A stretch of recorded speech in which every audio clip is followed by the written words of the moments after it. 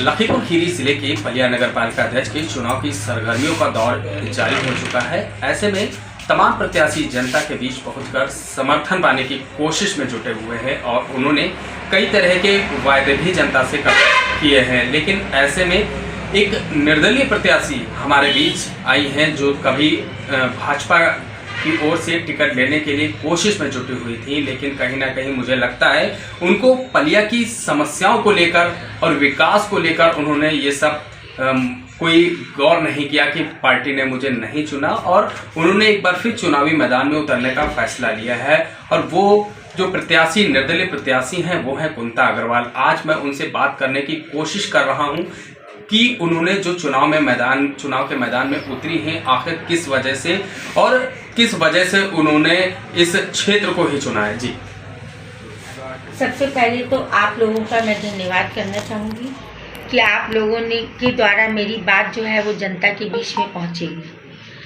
और रहा दूसरी बात कि बीजेपी ने अगर भारतीय जनता पार्टी में मैं जिला उपाध्यक्ष रही हूँ और उन्होंने अगर किसी कारणवश मुझे टिकट नहीं दिया है, उसकी खैर कोई बात नहीं है और हो सकता है कि मेरे अंदर कोई कमी हो, इस वजह से उन्होंने ना भी दिया हो।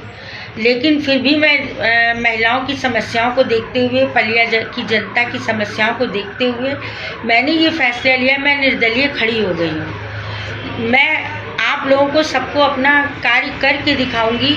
आप सब खुद ही कहेंगे कि हाँ, हम लोगों ने पहले ही क्यों नहीं कुंता अग्रवाल जी को चुना।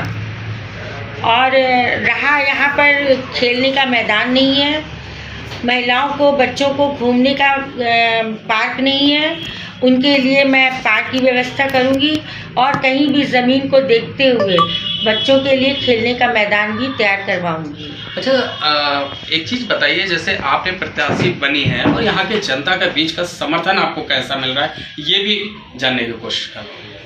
मैं जिस जगह भी जा रही हूँ जनता मुझे बहुत प्यार दे रही है, फूलों से सम्मान दे रही है और सभी बदलाव कह रही है कि बहुत साल हो गए हैं, अब कि हम लोग को बदलना ही बदलना है। ये बात आपने बिल्कुल सही कही है कि कहीं ना कहीं पलिया में बदलाव होना बहुत ही ज़रूरी है, क्योंकि मैंने देखा है बीते जो भी प्रत्याशी मैदान में आए हैं उन प्रत्याशियों के द्वारा जीत का सेहरा भी पहनाया गया है। उसके बावजूद नगर पालिका का अगर हम हाल जाने तो कहीं ना कहीं नगर पालिका में भ्रष्टाचार चरम पर पहुंच चुका था और विकास की बात करें तो पलिया से विकास छूकर भी नहीं गुजरा है।